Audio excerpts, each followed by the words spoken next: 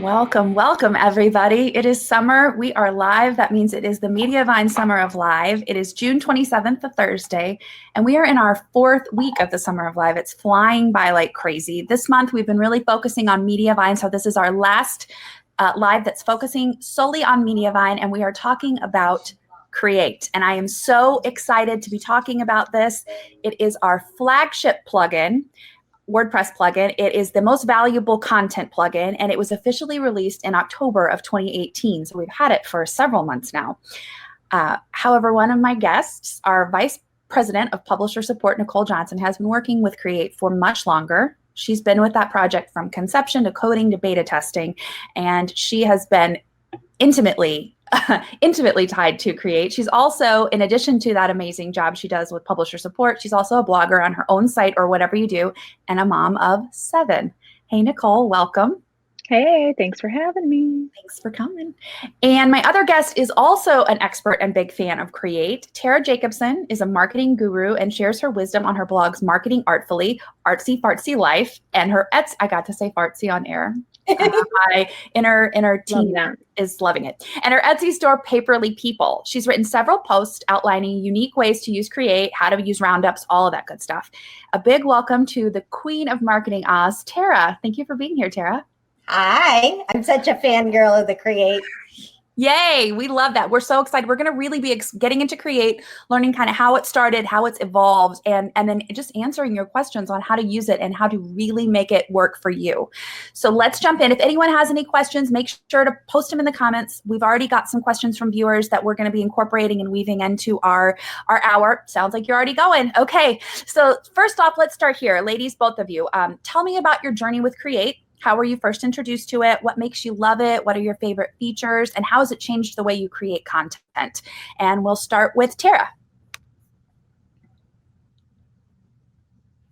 Tara? Okay. Well, I've been in SEO since 2001, back before there was a, like Google. It was spider webs and all that stuff. And so then they switched to blogging, and then I was like, oh my gosh, I have to find a way to do all the cool stuff the craft people do and the food bloggers do. Like I haunt those girls. I'm always stalking them. And so I tried in links. I tried recipe cards. I tried writing HTML. I tried everything to get kind of the functionality, especially of the how-to card, into my blog posts. And then I didn't even know that I wanted the list one that makes the roundups. And now that I have that one, I'm like, okay, I have to write 4 blog posts so that I can put it in a list. And I am with Create. I feel like there are so many cool things that it just does out of the box that you don't even think of. So like one of the things that I just did a Create how-to card for was how to figure out what medicines your mom's taking, because I have my mother-in-law living with me. And you would think, like, how could that be a how-to card?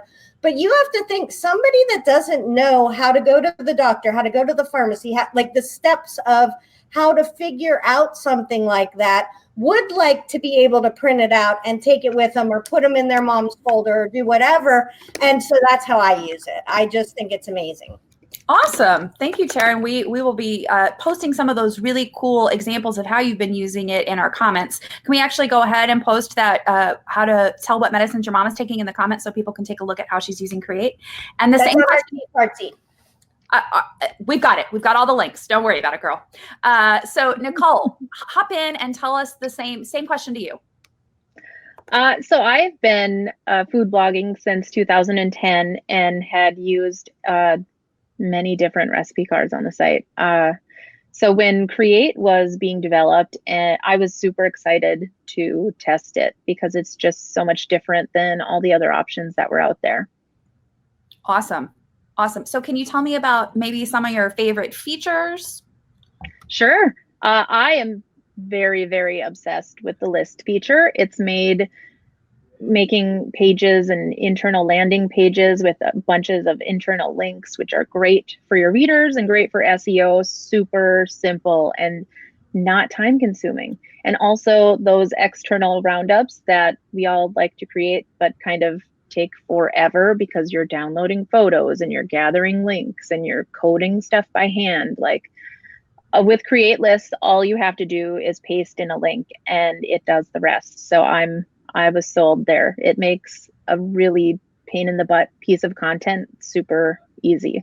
I'm also a huge fan of the recommended products section in both the recipe and how-to cards. Like affiliate marketing was never a thing I really felt like I had the time to devote to. I didn't understand it and I didn't know how to make it be successful for me or my site.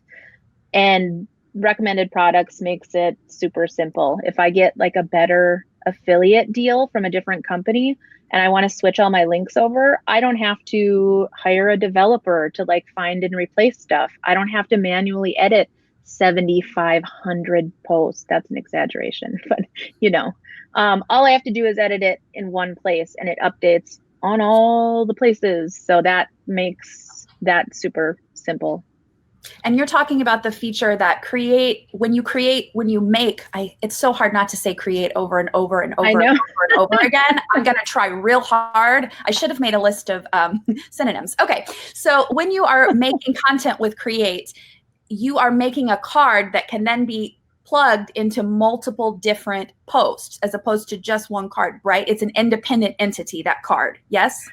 Yes, Create cards are independent entities. The recommended product features are not standalone at this time. They are inserted into Create cards. Yeah, absolutely. I was just saying that when you make a Create card and you want to put that recipe or that how-to into multiple posts, you're not having to do that content over and over and over again. You're just selecting the card. No. Yep, absolutely. And then if you're using the same like suggestion, say I give a recommendation for a type of Etsy SEO tool, and I have it in different cards. If I want to change it across all of those different cards and I change it in recommended products, it changes it in all of them, right, Nicole? Right. Because I am a big affiliate marketer. That's where I make my money. I think that's an amazing revenue stream, and we've talked about it on here, and I think you can never talk about it enough. It's such a great way to. You're already talking about the products you love, so you might as well be making something from it. Okay, Matthew Campbell says hello from Vegas. Hello, Matthew Campbell. Philip Fryman says loving Create so far, beautifully designed too. Yay, Phil! But we're so glad that you're loving it. Okay, question, Nicole. Tell us a little bit about the good old days and give us a little insight on how and why Create came about. What problems were we looking to solve? I think there were some great options out there for a while, but when we all started to like really take site speed seriously, there just wasn't anything out there that was checking all the boxes.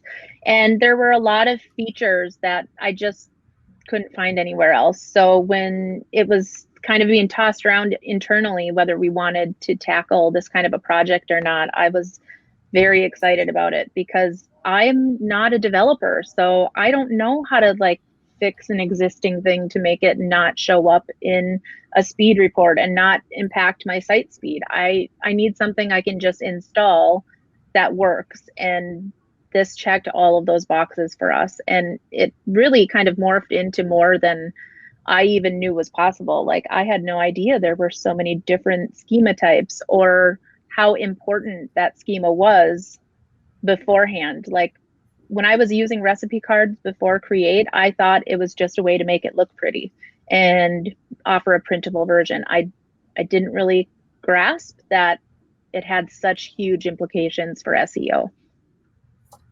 Our favorite words, and we're going to talk a little bit more about SEO in a moment because it's so huge. Hey, puppy. All right, so what plugins have you guys, that puppy loves Create too. What plugins have you used in the past to kind of take over some of these features? Nicole, you were saying that you hadn't found one that does them all, but what plugins have you used and what problems did you guys have? And then bloggers as a whole, because we all know bloggers talk in Facebook groups. What did we try to solve with these problems other than the site speed that you already mentioned?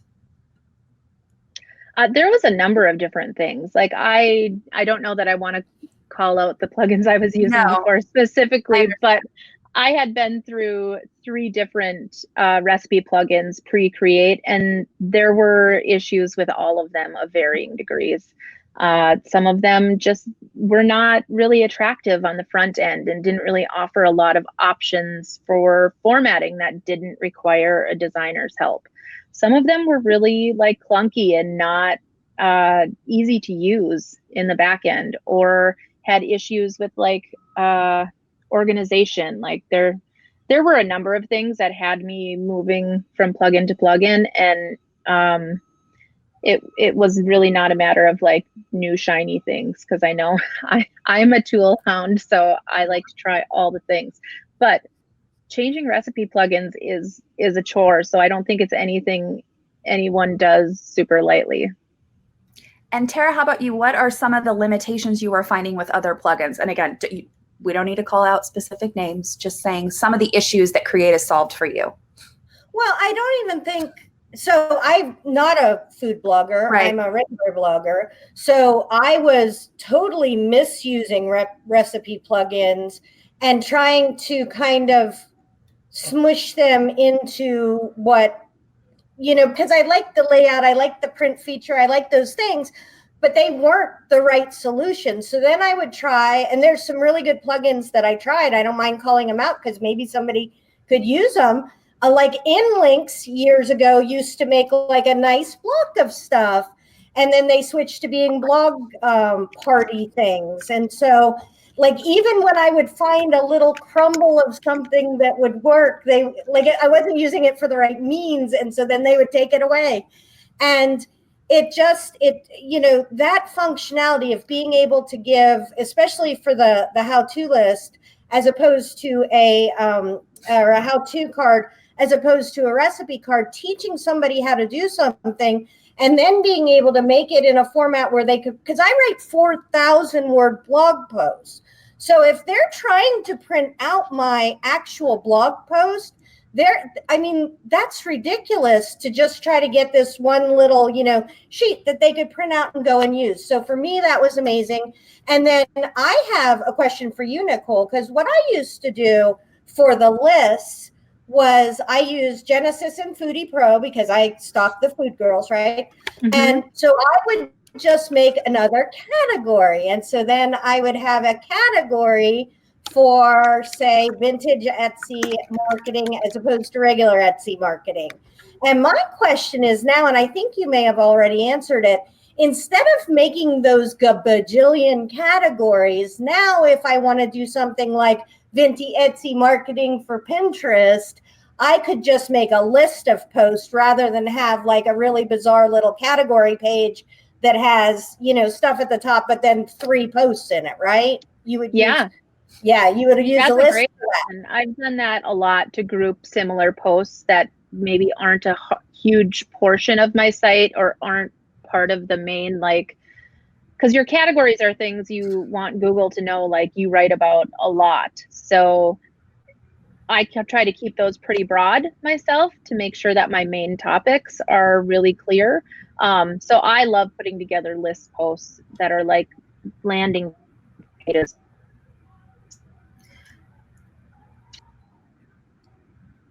Okay, I think we're having a little bit of technical difficulties, but again, would it really be alive if we weren't? Tara is now a black hole in between Nicole and I. I'm not sure what's going on, but Nicole, she dropped out.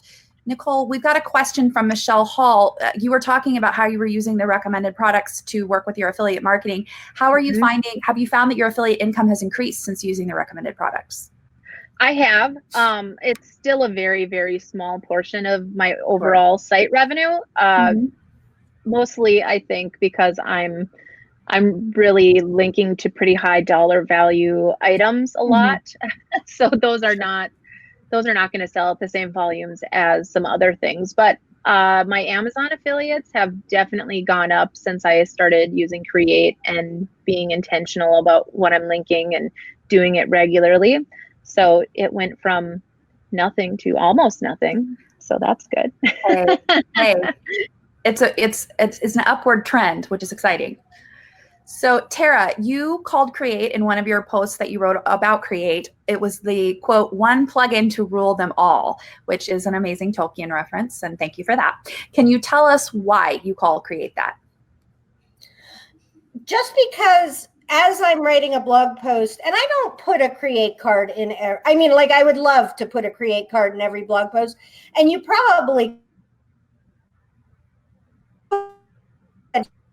to get that schema in there so that Google has fancy stuff. You know, I'm not that technical person, but I totally get that if I could put a create card into every post, I would be adding a +1 to what I'm already doing as far as trying to rank in Google. And that's, you know, kind of my background is SEO.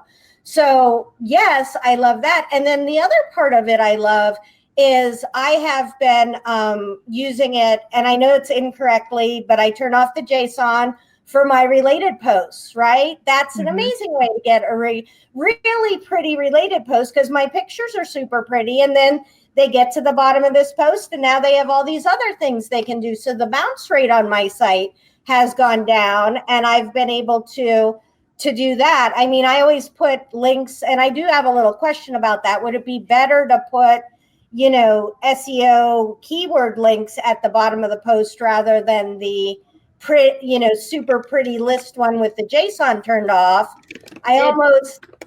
It'll always be better to organically work your links into the body of the post itself, like in a paragraph, naturally, like conversing about it. Yeah.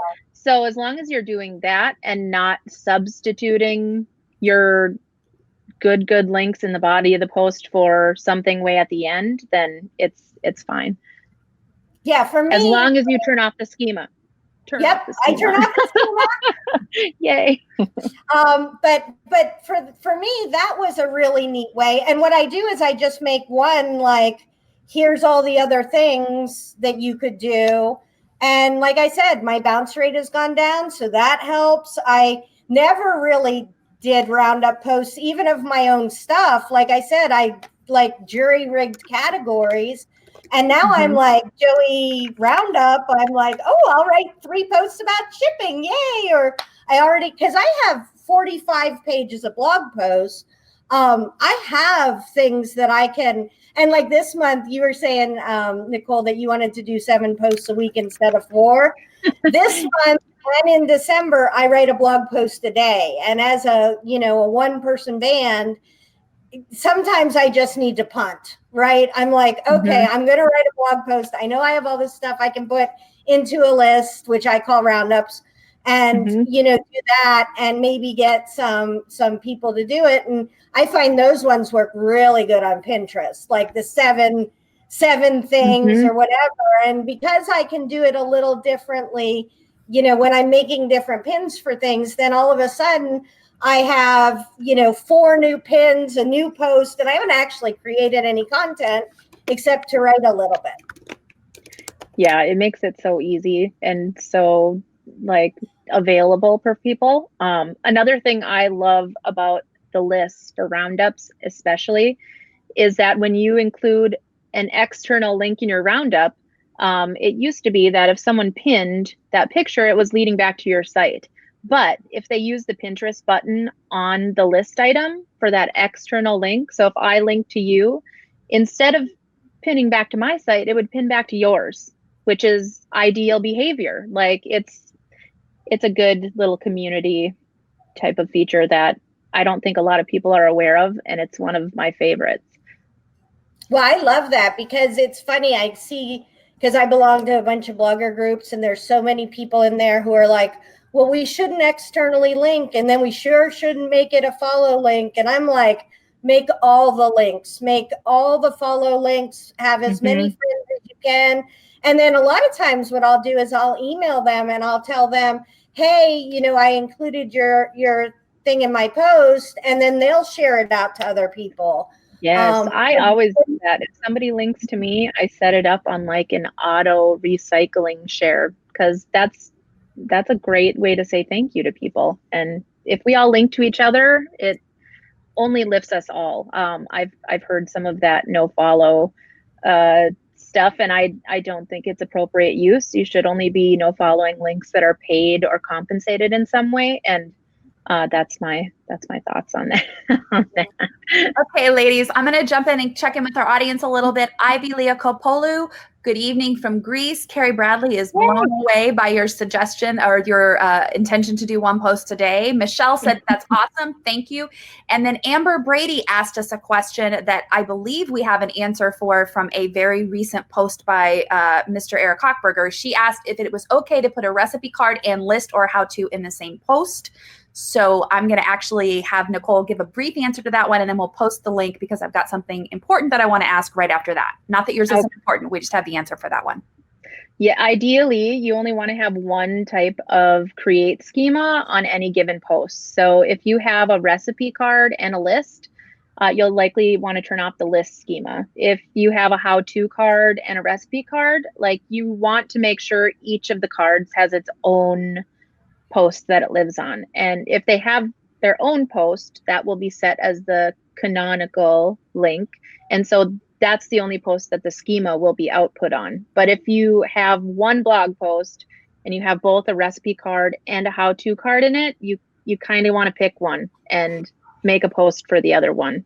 And then you can include them both for ease for your readers. Like I have a ramen post that has like 6 recipe cards in it, but there's only one recipe schema being output because all of those other cards also have their own posts. I also have like 2 lists in there for recommended posts, but the schema is definitely off for those. So one schema type of like list, how to, recipe per post is ideal. And we don't want to confuse Google with our different, No. They won't know how to index you. So we've been talking a lot about this word that you guys keep saying, schema. Can we please say what the heck schema is, just for anyone out there who might not know? Anyone? It's like computer talk. It's how Google interprets your data in a way that's organized and they can tell what it's about. It's like a standardized way to make sure when you are talking about ratings, you're talking about ratings. And when you're talking about calories, you're talking about calories, because otherwise data is just everywhere and they don't know what to do with it. And this is how they parse it or sort it and figure out where to put you in those rankings. So you want to make sure that you're not giving them mixed messages, right? Yep. And it determines what kind of search features you are eligible for as well. So if you go and Google anything, anywhere, you'll see that the results look different. And a lot of times that's just because Google has decided they wanted to make it look different. But a big majority of the time, it's because there's schema and data telling Google you want it to display like that. So Danielle Green was saying, what if all the recipes are unique? Okay. So as a blogger who doesn't understand the technical bits, why would you use these things even though you don't understand schema? Is because we're future-proofing our blogs. So if like the how-to wasn't a thing and now it's a thing. So if I started doing create how-tos when it came out. So I'm already ahead. I'm first to market. I have the chance to get all those wonderful rankings above everybody who doesn't even know that you can do a how-to list for marketing or for, medicine or whatever. So it just gives you so much more boost over all the other bloggers. That's why I do it, because I'm winning. Yeah, we're all about winning for sure. So Danielle Green said, what if all the recipes are unique to one post? Kind of returning to that original question about the multiple card types in one post. They ideally should have their own posts. If you want to get the full benefit of schema for each card, you'll want them all to have their own posts, and then you can still include them in that one main post. But until then, I believe it should only output schema on the first instance of the recipe. So, do they need to turn off that for the rest of for the recipe cards if it's not a canonical post for them? I would test it with the structured data testing tool. And if you're showing multiple schema output, then yes, disable some of those. If you're only showing one schema output for recipe or how to or list, then you're fine. When you do a structured data test using the Google tool, you're going to see like a number of different schema items there, many of which are not at all related to Create. There's a lot of schema that your theme is responsible for instance, or there's different plugins that can impact your schema. So that's something to be aware of too. Perfect. So for right now, Create does 3 types of cards. Can we talk about what those 3 are and just a quick overview? Sure. So recipe cards are for recipe content. They output recipe schema. How-to cards are for anything that can start with how to do something or make something, or also people use those for some recipes that are non-human edible. So like how to make dog biscuits or something like that, that Google doesn't want in a recipe card. And then there is list schema, which is item list schema. And it's a type of schema that tells Google that this is a list of things that are related to the post title or the post topic, and it outputs that type of schema. Fantastic. And Carrie Bradley is asking, she's looking at Create. She's not sure about the terminology. She's asking if a list is what one of the card types you just mentioned is like a list block in Gutenberg. So can you just kind of give us what a list is for real quickly? Tara, do you want to take this one? You have a very good understanding of the different types of lists. You know, the lists, it's so funny because I know that they call it, I had a talk with Eric on the Facebook. They call it a list because Google calls it a list, but we all call them roundups, right? Mm-hmm. And so the name list is factually correct. But if you think of it as a roundup post, whether you're doing a roundup post of your own blog posts or you're doing a roundup post of, how we do with all kinds of external links, that's what Google or in Gutenberg is either a bulleted list or a numbered list, which are ordered lists or unordered lists. But those are just, and Google likes those too. They really do. They think that they're cool. It's another way to highlight if you want to try to get some more Google juice, but the Create plugin.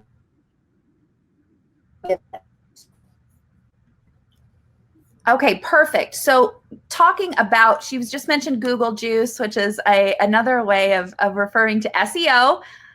So talking about SEO, what are the SEO benefits of Create? And I'd like to get an answer from both of you on that. So let's start. Terry, you're kind of cutting in and out a bit, but let's start with you. What are some of the SEO benefits that you've seen from using Create? How long have you been using Create first?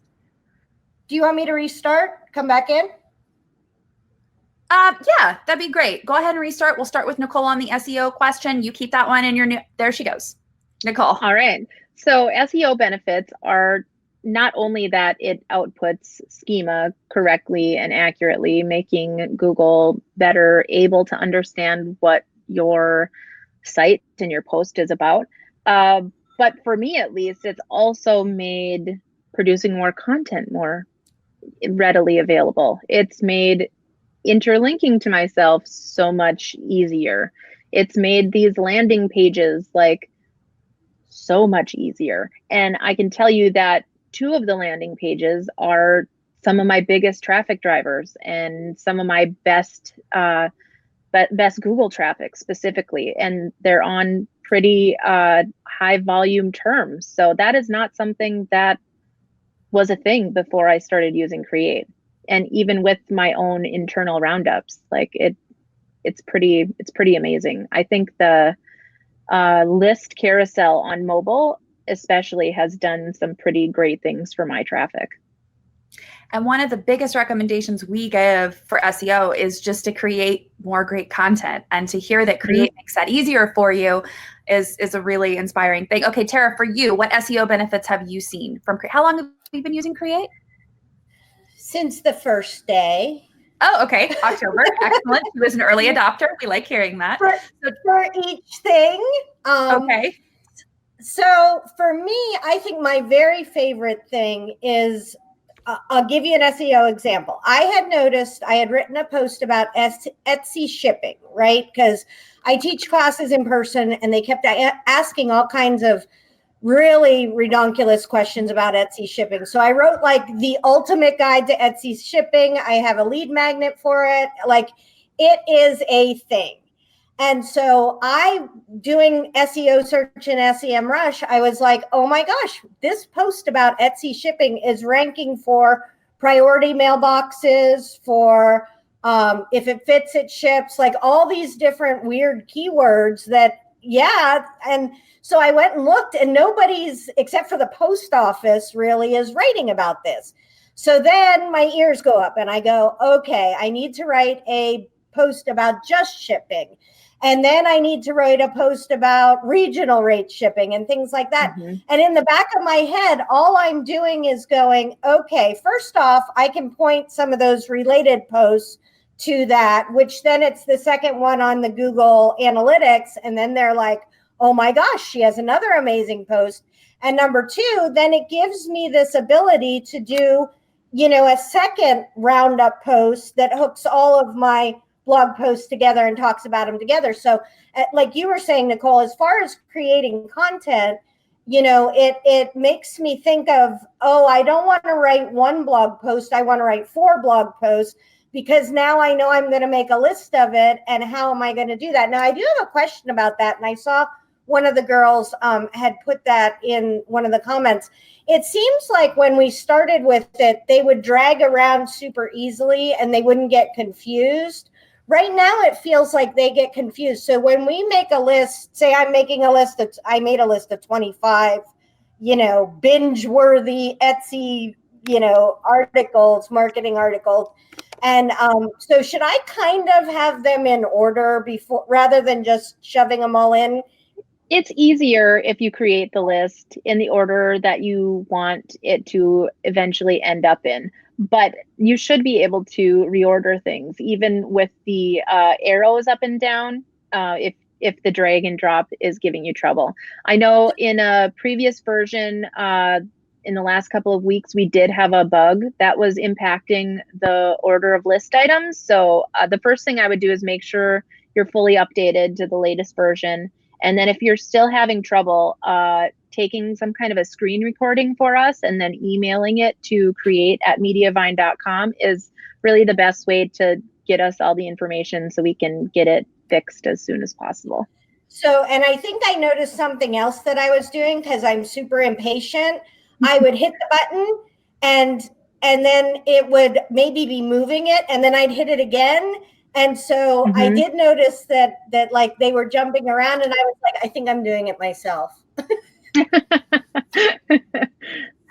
It could be, but we're happy to take a look either way. Yeah, always email in. We've got an amazing support staff and dev team, so they'll check on that. So related to what Tara was talking about with writing the content around a post that you already have created that you see is getting traffic, can we actually post our parboiling blog post in there just so we can get an example of that? It's a strategy that we use all the time on the Mediavine blog and on our owned and operated site. So I'd like to be able to show everyone kind of an example of what we're talking about when we talk about creating related content around a central concept that's getting traffic.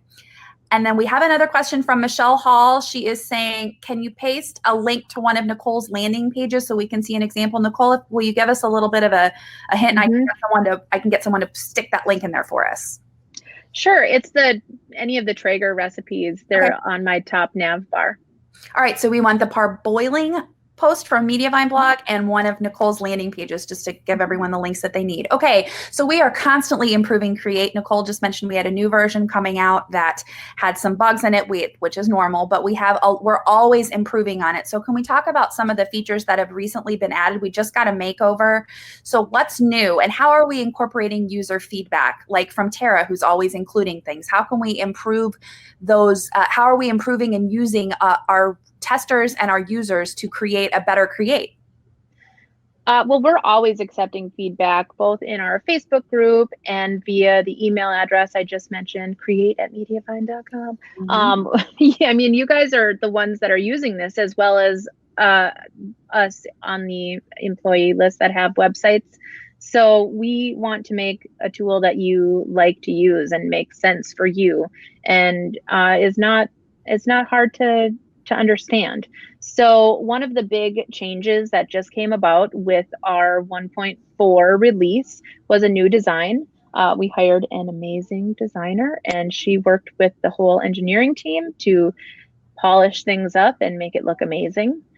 We also now have the option to kind of subcategorize lists by adding a text block between list items. So that makes a very long list easy to kind of segment out, so it's easier to understand for your readers. We also have brand colors available in the settings with 1.4 and above, so you can further customize the look of your card without needing CSS or without needing any kind of a designer to do that for you. It's able to make simple changes. And the most exciting one that I have been very, very, very excited about has been our public user reviews. Create does ratings and reviews much differently than other cards in that the rating stays with the card and not with the post. So there's also the option to add a review. So the rating is the star and the review used to be typically a blog comment, which doesn't really fit the use case. Like as a user and as an avid taker of content from other sites to teach me how to do things, I want comments to be about the blog post, like, this is amazing, I can't wait to make this, or whatever you want to say. And I want reviews to be from people who have actually done the thing that I'm trying to do. So Create lets you keep those things separate, and the reviews travel with the card. So like for my ramen post that has 5 or 6 different recipe cards in it, you can go to one place, which is now down in a tab near the comments, and you can see reviews from all 5 of those recipe cards, and they're properly formatted, and you can tell who is reviewing for what. And then the card itself has the overview of the ratings, or not the overview, the average. That's what I'm looking for. So that's been one of my favorite things. Previously, we were collecting those reviews but not displaying them anywhere. And with this new feature that you can enable in the advanced settings, it's going to expose those to the public. So it's going to make your readers be able to find out what people who are actually making the things or building the things or crafting the things or whatever you're using this for. There's so many uses, what they think of it. So that's been awesome. That is awesome. Tara, talk to me about some of your favorite features of Create. So I feel like the structure, and this goes, because I was thinking about it today. A gal had asked, she said she was a travel blogger, and she said, I don't want, should I use this or should I wait for the travel one? Because it says how much time does it take, and it could take anywhere from 10 minutes to 2 hours or whatever, depending on yourself. And so as I'm going through it, I feel like because I use the how-to more than the list. The list is kind of the list, right? It's a list. But the how-to really makes me think about how to structure a blog post and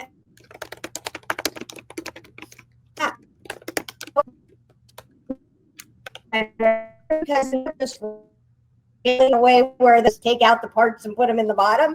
And that way has done that. But when that gal said that, I thought, oh my gosh, one of the things I would do is I would put that I would put my average time, right? It normally takes me 20 minutes to do this thing. And then I would put that in the notes. And every one of those things is more content in your website, right? You never know what Google is going to. We all know this. Like, you write a blog post that's amazing and you think it's going to rank for keyword A, and then you rank for 40 different other keywords and you don't understand why. Well, this is allowing you to have so much more content, and especially giving it to Google in a way that they're happy. There's, having been an old school SEO and having watched all the black hat, you have to have more and you have to do all that stuff. You don't have to do all those things. You just have to write great content. And now we can write great content and format it in a computer way that I don't understand. I don't care. I fill out all the little buttons and to the best of my ability. And then Google understands it and it makes them happy. So that's why I love it. Excellent. So, and talking about this, so we all know that recipe cards have been a thing for a long time for food bloggers. That's been something that has been consistent for many, many years. They know that they're getting SEO juice from Google for using those recipe cards. They know how to parse that data. That schema is clear, but Create is for so many more different niches than just food bloggers, and where with the how-tos and with the lists and everything like that. So talk to me a little bit, Nicole, about what niches we've seen and maybe some of your favorite use cases for people who aren't food bloggers using Create. And we know Tara is one of them, so I'll get to you in a second, Tara. I've seen so many creative uses for lists that I never really anticipated. Like any way you can group your content together, like you can use lists. Like there's really no best niche for who should be using this and who shouldn't, which is a pretty groundbreaking thing that Create was able to offer to the blogging community as a whole. Before it, people were really building things with food bloggers in mind. And I don't know if that's because we're the loudest or what the deal is, but there's more not food bloggers, I think, than there is food bloggers. So I'm super excited that there's finally options out there for everyone to be able to take advantage of and get these SEO benefits. I don't have a bunch of specific examples in mind, but in the Create Facebook group, we have several conversations going where people are sharing examples in ways they've used this. And I'm always like, it's so wonderful how much this is helping people as a whole. Yeah, I love those crowdsourced answers and getting to see the way people create and make new things out of, we couldn't even possibly anticipate what they would do. And it's so incredible. So Tara, you were saying that you before were kind of having to make little Frankenstein monsters with different plugins and somehow put a little bit from this one and a little bit from that one in order to get what you were able to, so how you were able to display your content. I think we've got a couple of really awesome posts of Tara's that we're going to post in the comments that show some of her unique ways she's doing it, but talk about how it's been an asset for your niche, because you blog about blogging, you blog about marketing, you blog about all of those things. So you know how the mommy bloggers are funny and they hate when you call them mommy bloggers? It's so funny because you guys are like, you blog about blogging. I blog about marketing. I've been in marketing for 20 years, like corporate market. And so it's so funny when you guys say that. I think, oh, I should stop calling them mommy bloggers because it makes them sad. but the thing is that so the very first one I think I used, and I think I put a picture on it I don't like, so it keeps coming up and I'm like, oh my gosh, the picture's on there. But the very first one I did, I was like, what can I use this how-to card for? Like, I was thinking, you know, I blog about marketing, like what, because you always think like craft how-tos, you think YouTube and all these people showing how to do all these things. And then I was like, this is ridiculous. I do how-tos every day. I make YouTube videos of how to do something. And so then I put a video into, like, I know it's the year of video. So, oh, I do have a question about video, Nicole. But so then I put a video into the Mediavine and then I, do the how-to. And so the first one I did was how to do social media for vintage Etsy sellers. Like, I don't know that you could get more niche than that, right? Like, there are, 2,000 people in the world that are excited about social media for YouTube. But I have a Facebook group for Etsy sellers, and I'm telling you that post has gotten shared on the vintage sites. They don't have a thing. And then like I said, I did one that was my funnest one that I thought, oh my gosh, like these people who are caring for dementia moms, like I am, like this is going to change their lives. Because it took me 4 months. This is something that took me 4 months to figure out what medicine she was on. And at any point in there, if I wasn't like bulldog determined to do, been able to figure it out. I think about quiet going to be like calling on the phone and going in and doing all this. And now they have somebody telling them how they can do it. So I think that could change people's lives. And then I started doing like craft blogging. I do these little, like journaling stuff. So I'm doing actual craft blogging ones, which is fun, like for what it's intended rather than what I do it for. But Nicole, my question, so I have a huge question about Well, videos. Tara, we'll get to your questions in a minute. We've got a couple viewer questions. One second. So Carrie, I know you do.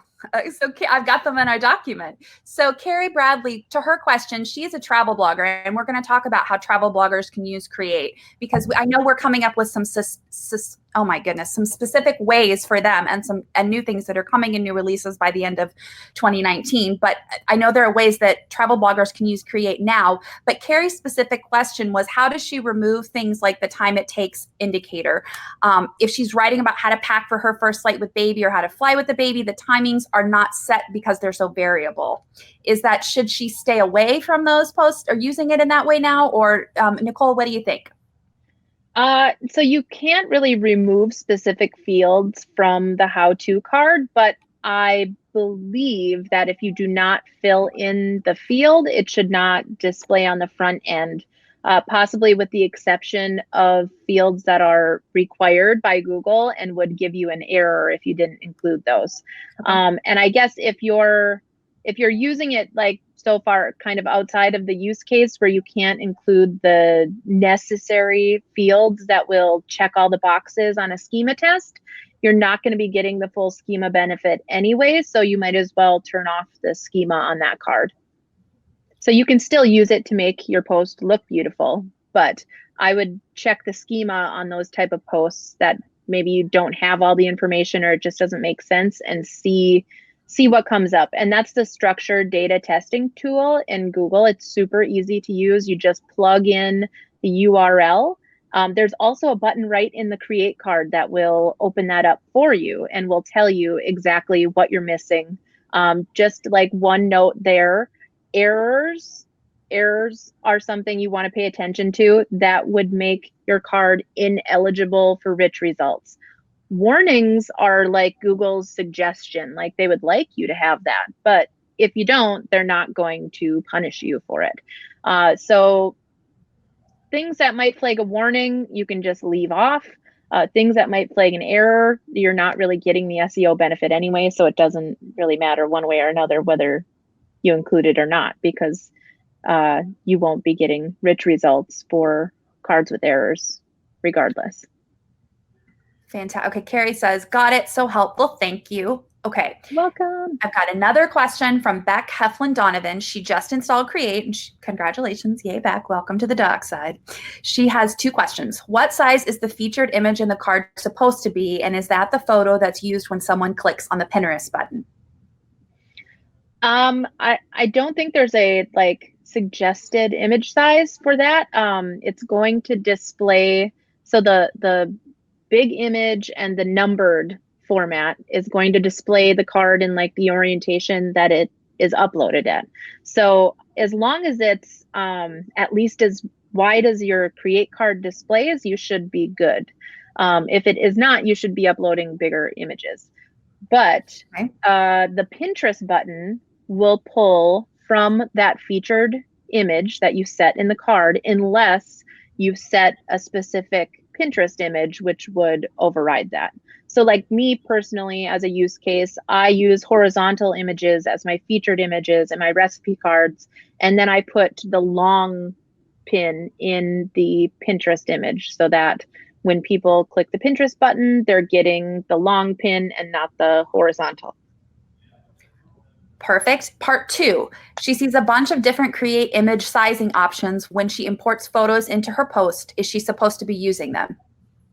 That's nothing that you need to personally use. Those are just thumbnails and versions of your images that Create is making, so that no matter what layout you use now or in the future, we have the correct dimensions so that it displays correctly and not crazy.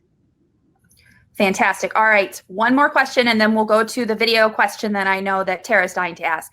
Ivy Leakopolu says, can you please explain how to use the optimize in the instructions? Yes. So the optimize button in the instructions is there because Google really wants the instructions to be numbered lists. And there are a lot of people that were not formatting them as numbered lists. So instead of having to go through and manually change that, you can just hit the optimize button and it should magically make that a numbered list for you. If you have some kind of formatting oddity happening and it doesn't work like you expect, that optimize button will turn into a like revert or undo, or I don't remember the exact verbiage there, but it'll let you reverse that. Because there could, in theory, be occasions where the magic button does not work and then you have to do it by hand. But best practice, use numbered lists in your instructions. We love magic buttons. Okay, Tara, what was your video question? Okay, this is why I agreed to come talk, because I have such a question. So you put your Mediavine video, sticky video that kind of follows them around, right? To get the big ad dollars, right? Do you put that same video into the how-to card? And as a person, like I know it sounds like I say I do affiliate links and I do all this and that, but I really do care about the use, like how my people are able to use my site. You know, I really do care about my people a lot. And it feels to me like in the create card, I like it because it makes it really easy to play. Like they don't have to chase it around everywhere to try to get it to play. Cause I have like 40-minute videos. I know it's ridiculous. Really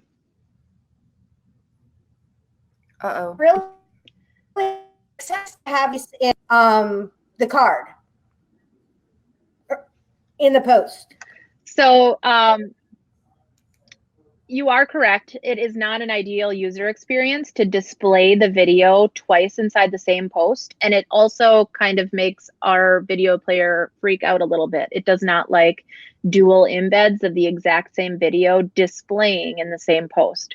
But Create makes this a really easy fix. If you go to add a video in a Create card, there's an option for you to hide the video. You only want to do this if the video is displayed elsewhere in the post, but it gives you an easy way to kind of check off both the schema boxes, because when you put the video in the post body, that outputs a video object schema in the post body. And when you put it in the card, that checks off that little box for Google to have a video in the card. So it's not necessary, like it's not required to have it in either place, but I have been seeing a lot of people that just like to give Google everything they want. That's usually the best plan. And in those cases, I would recommend embedding in the post body and also in the create card, but hiding the video in the create card. Awesome. Thank you. Awesome. Okay, so I'm going to quickly jump in and say sound off Create users that are watching. Put in one of your favorite posts using Create so we can all kind of crowdsource and get some great ideas from each other. We love seeing your Create posts, and it might be appearing on a Mediavine social media account, moving somewhere in the future. Can't promise, but maybe so. So I know that you had some other questions for Nicole. You asked, Tara, should you repeat the steps from the post to the card? So it's a narrative and then the bare bones in the bottom. Is it better to have majority of post in the how-to card or have the how-to card be short steps? I always recommend that people give the like big elaboration in the body of the post. So tell them all the things they could possibly need to know and all the problems they could possibly run into, and do it in a super, super detailed way in the post body for the people that really need that level of instruction. And then in the recipe card,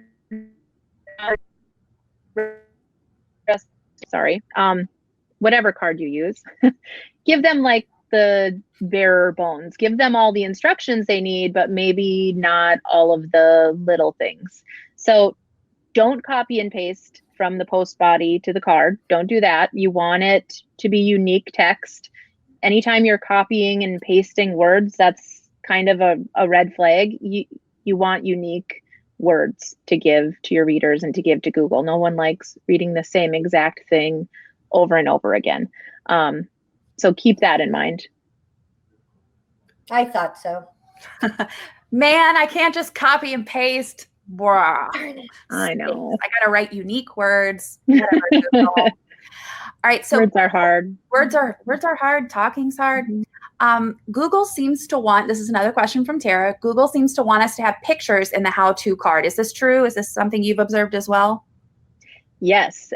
Google started after they officially started indexing how-to content. It was not long after that. I don't have specific in mind dates or time periods, but they started throwing warnings if you don't have an image with every single step of the how-to card.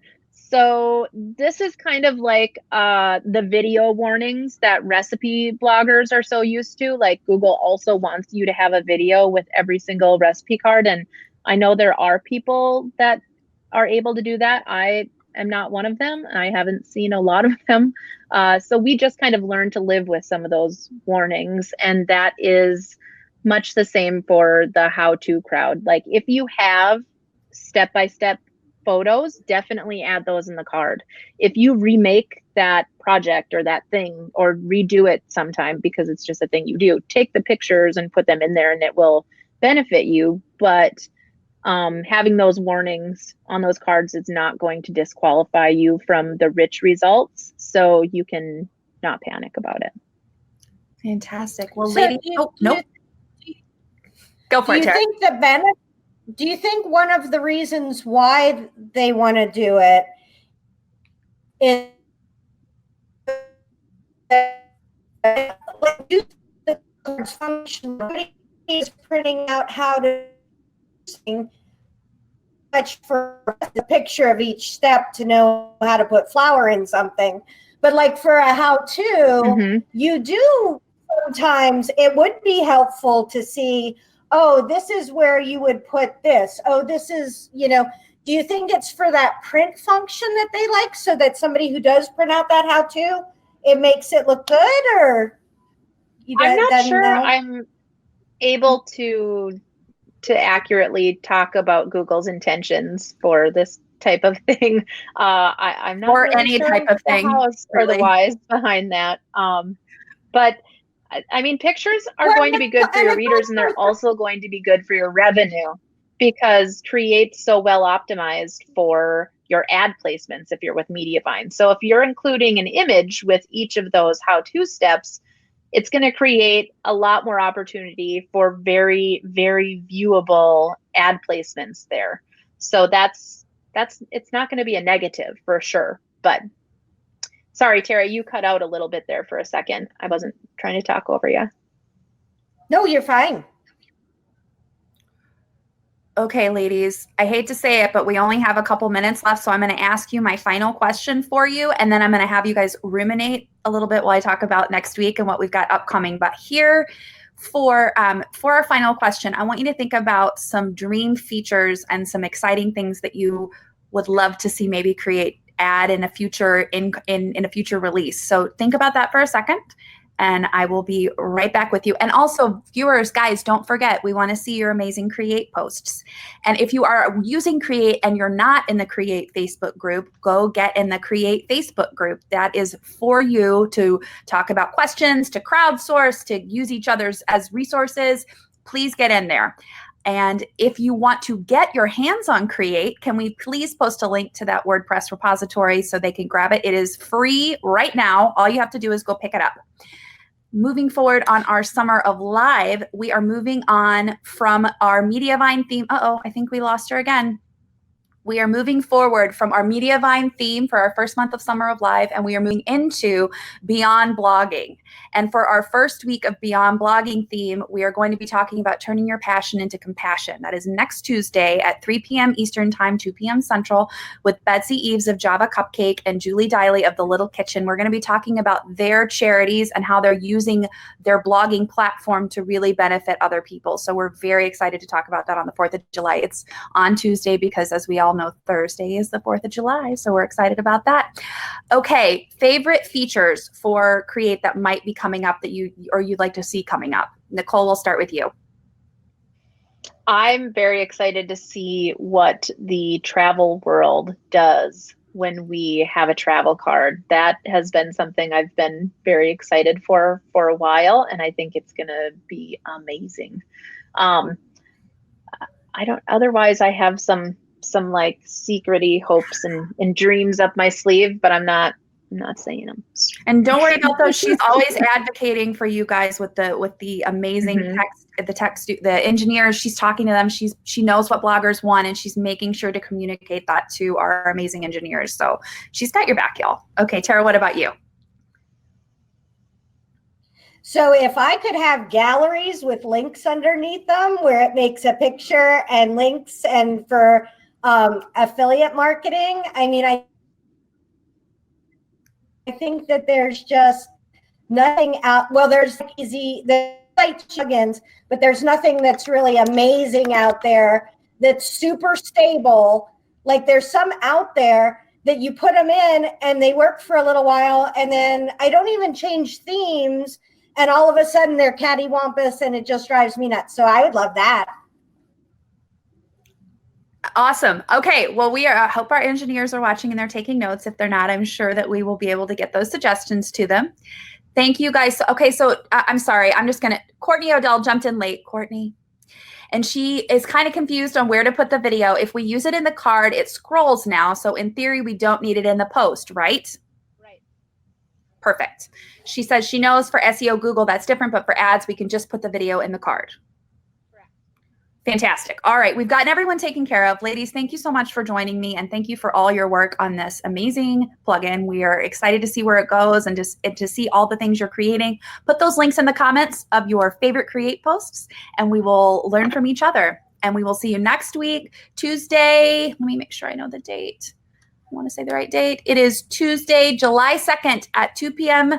Central Time, 3 p.m. Eastern Time. We'll be talking about ways to use your blogging platform to benefit others.